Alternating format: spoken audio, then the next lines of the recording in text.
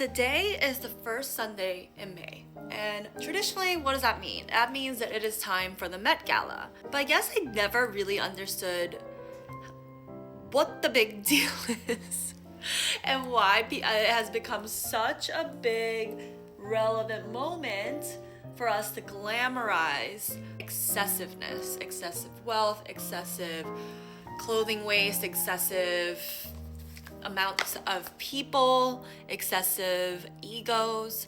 And for me, I don't know, I've just never been the type of person who is ever celebrity obsessed, okay? I really admire people who are super talented, I admire great fashion, but I think originally, like many things, many of these events always start with such an ambitious and novel goal, which was to raise money for the Met Costume Foundation.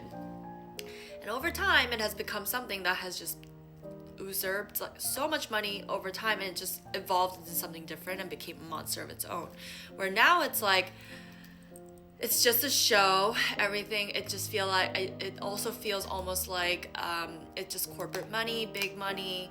It's not really about paying homage to the people in which they're celebrating within it. So for example, last year, Black Dandyism, they didn't even invite some of the biggest dandy Black figures in for the Met Gala. Like Billy Porter wasn't even invited, and he was talking about how in the past he's only been invited once, and he was invited as a guest of FX as part of their table versus Vogue itself reaching out.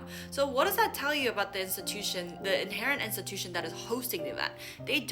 They're the gatekeepers, but then just because they're the gatekeepers does not mean that they know what's relevant and what's appropriate, because they're not culturally in tune, because they sit in their ivory towers and they don't know what's going on in the real culture.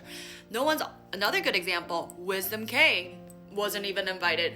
If you were trying to think about who is the next wave of dandies, in male dandies in current day society, you would think that you're trying to span across all these different places. But guess what? Anna Wintour and Vogue are just so out of touch that they refuse to change. But this year, obviously it's a big deal because Amazon founder Jeff Bezos and his wife are now the co-chairs of this hallowed tradition, I guess, or this revered tradition, and it is no longer cool because now it is just a face and a front, a beard have you, for something that used to be novel that people are just now using as a mouthpiece to make themselves more likable, relevant, and or accepted, because money can't buy that.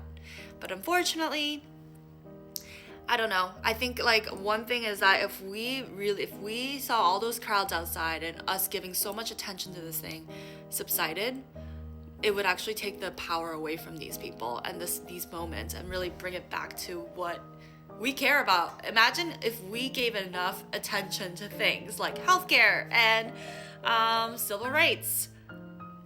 What kind of change can we actually make versus putting energy into this? But as always, I am anti-Met Gala.